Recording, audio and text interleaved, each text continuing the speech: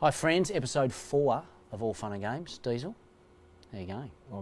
I'm great, thanks. I got to apologise for my outfit. I've just come from work, so you see me. And you're Got the high vis on, you know. With the editing guys are going to have to completely recolour grade the whole thing because of that shirt. You're working for your boy.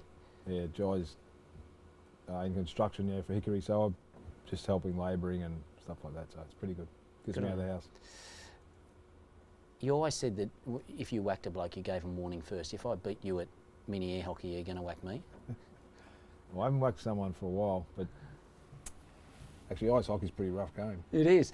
That's true though, isn't it? If a player was holding on to you, you just basically say, let me go or I'll tap you, and if they didn't, you'd come good on your promise? No, it's true. I always warned them, and it got around that I actually did go through with it, so a lot of them didn't hang on, so that was cool. Right. There's been a few. I remember one of my early couple of games, there was a guy at St Kilda. I was in the centre, I was only playing my third or fourth game, and guy said to me, look, if you go near the ball, I'll break your nose. And I broke his nose, and he didn't say it again. So. Well, if it works, Yeah. fair enough. You had that arm guard for it when you broke your arm. You seem to have that arm. You had it forever. Did you just keep that on so you could use it as a weapon? Was that the? Well, I had pins in there, and like when you actually touched it, it killed, you know.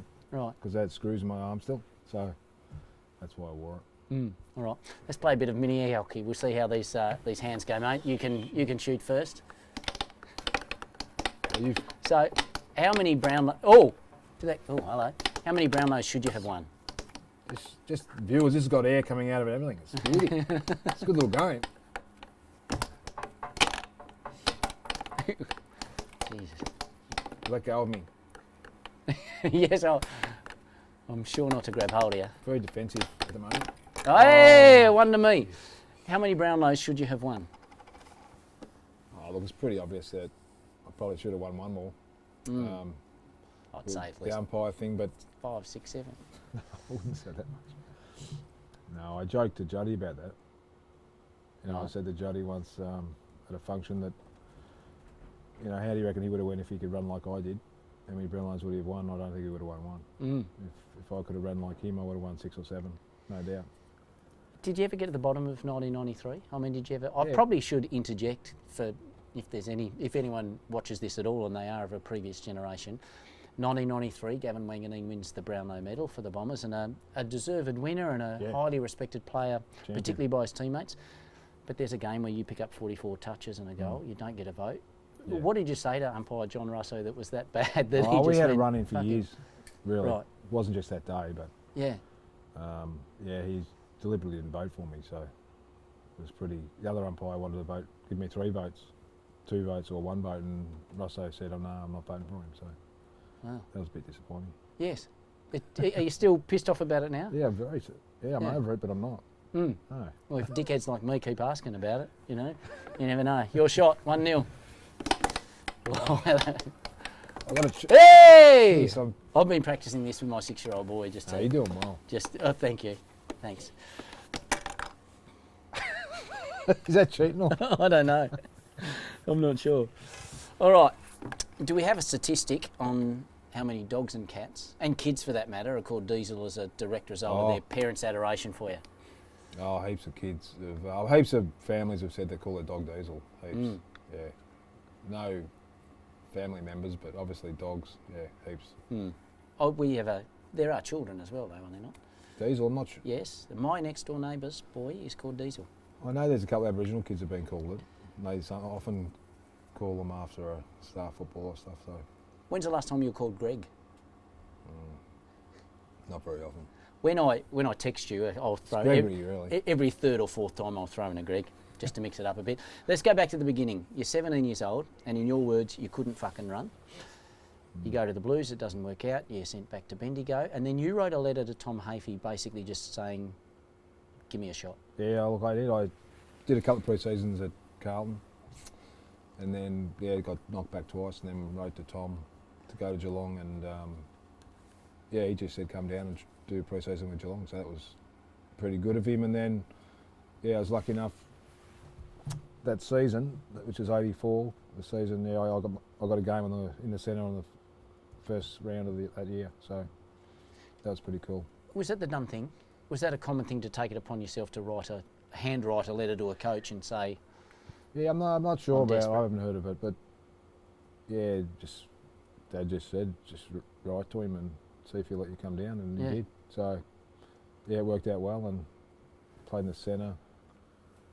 I was struggling my first game. I had 38 possessions in my first game. It was a tough start. Yeah, it was. Gary Ablett was on the wing and Mick Turner was on the other wing. It's a pretty good centre line, and yeah, we beat Fitzroy, so it was. Do you reckon if I wrote to Bucks or Dimmer and said, "Can I come down and have a turn?" Do you think that would work? I wouldn't go to Collingwood. No. Well, I'm shit at footy anyway, so there's that to consider as well. But like you say, you pick up 3 votes in your first game. The rest is history. But you had this internal benchmark, didn't you? You wanted 10 touches a quarter. You wanted 40 touches a game, and if you didn't get it, you'd be pissed off at yourself. Yeah, I did. I had this, I call it an unhappy attitude all the time. I was never happy attitude, I should say. Never happy. And unless I got 40, I wasn't happy. So you were just that committed to being consistently excellent. And I tried to get 10 a quarter. That's what I trained for, and that's what I focused on. So I kept just working on that simple game plan and attacking the ball. Yeah, try and do something with it. And I got 40 a fair bit though, which was pretty good. So it's a bit like my approach to mini air hockey. All right, batter up. What are we? We're 2-1, I think. You're getting a flogging. That's in. That counts. Goal. That counts. 3-1. We'll just up yours there a bit. All fun and games.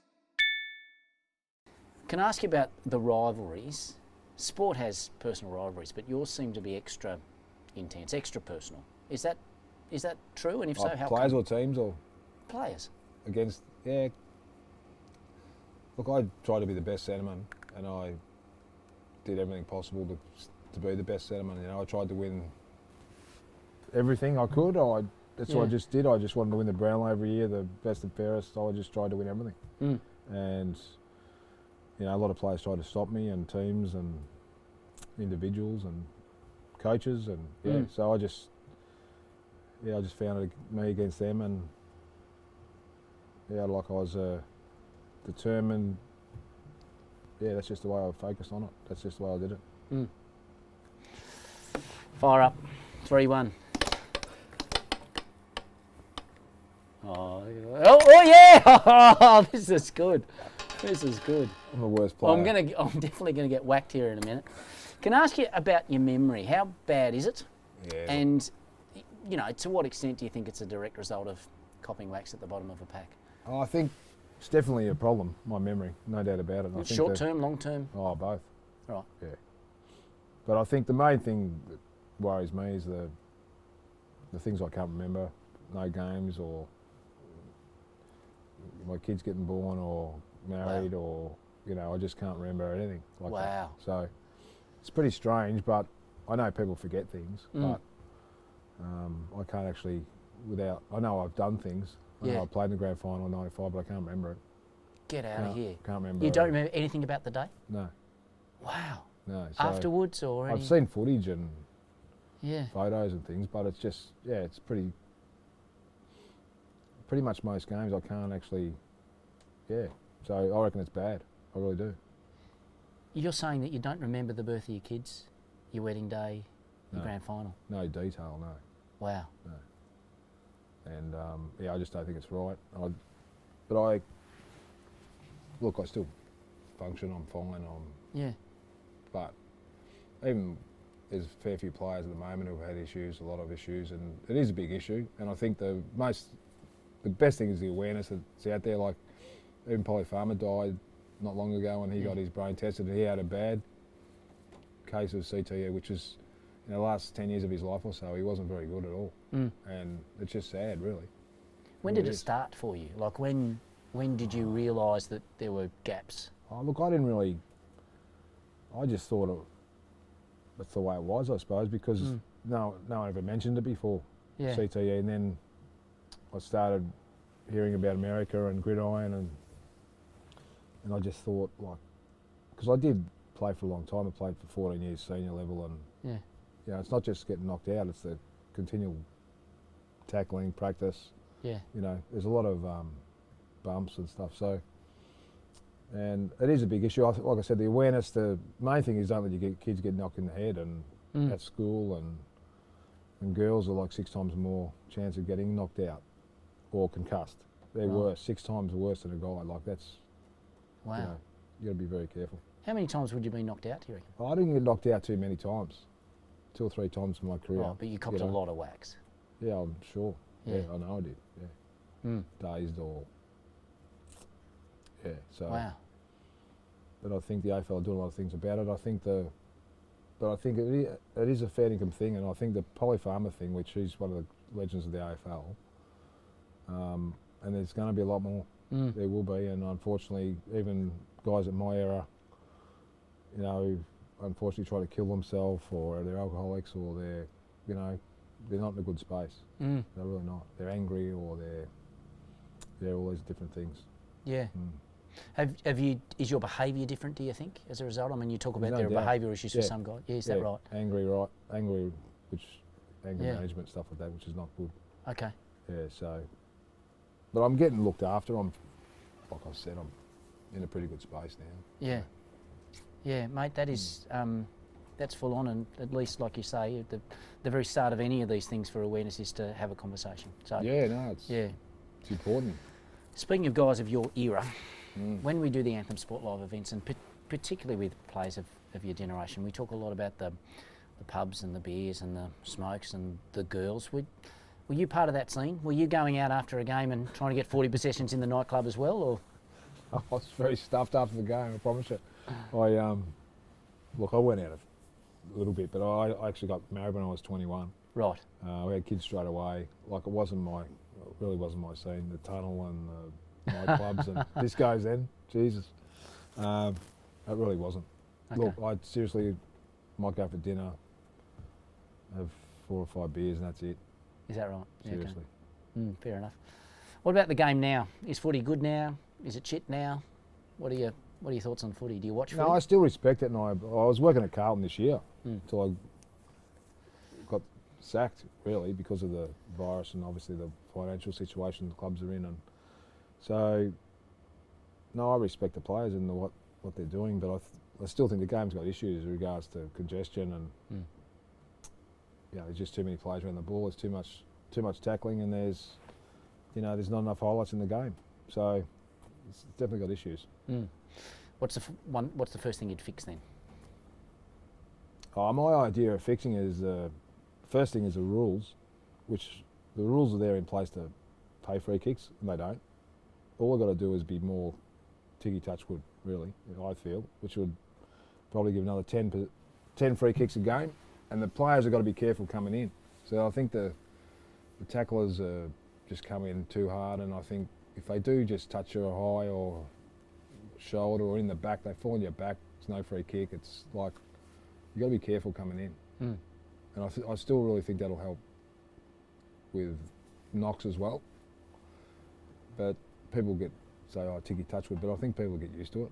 Right. And I think that, and I think the girls have got a big issue as well, because they're going in hard as well, like really hard, and they don't protect themselves that well either. So that's the first thing I do, is pay more free kicks. And then what happens with that is, if there is going to be more free kicks, well, the people are going to be more defensive, so they might keep another 1 or 2. So our packs might stretch out a bit, 2 or 3 players not around the pack that usually are. So it starts to, they've got to be careful that they don't get a free and play on quickly and hurt you. So I think that's one of the things that can happen. Your involvement then in the game now is what? I mean, you personally coached a number of players. You were working with Cripper last year. Yeah. What are you still doing that, and what else are you doing in terms of? Yeah, well, I was doing it until I worked at Carlton this year. I was working with all the Carlton players, really. Just skills and development, which I'm really passionate about. But I have worked with Tom Mitchell, and you're teaching those blokes how to break the odd nose and stuff still. There's too many cameras now. Ah, okay. Yeah, no, it's difficult. But sorry, you're working with Tom Mitchell. Yeah, I've worked with Tom over the years, but Tom and I are actually looking at putting the football development program online and new app coming out soon. So Okay. it's something to look forward to because I really think there's a big hole in the coaching, kicking, ball handling, etc. So it's going to be pretty good. All fun and games. Right, I believe we're 4-1, mate. Yeah, got me. Yeah, covered. but it's time to. You might have to let me. I'm going to get my nose busted here. I've gone too hard too early. I think. Oh, he's come off the goal line. Is yours but bigger than mine or something? Nah, just. I've just been practicing for weeks, knowing that this was going to happen. So when did you learn you could sing? How old were you? Oh, I was shit. Yeah, I was shit for a long time. So I couldn't sing until I just Well, was. can you practice no. to be a better singer? Yeah, you betcha. Everybody can sing. If you can speak, you can sing. And I, when I realised I wasn't going to play cricket for Australia, which was pretty fucking early on, I thought, well, if I'm going to get girls, I'm going to have to learn to play guitar and sing. So I did it, and for, I reckon, for years and years I was awful. And then I don't think I'm that great now, but I got fairly good at pretending I was good. And yeah, we're still doing that now. It did the trick. Good on you. I reckon that's a hard thing to do, singing. I'm good at everything except singing. Is that right? Yeah. Well, maybe. And this. I'm not good Maybe at in this. the next episode of All Fun and Games, Diesel and I are going to get together and we're going to do a duet. Episode 4 of All Fun and Games, and love him or hate him, he was fucking good. Diesel, thanks for hanging out. No, thanks, Rob.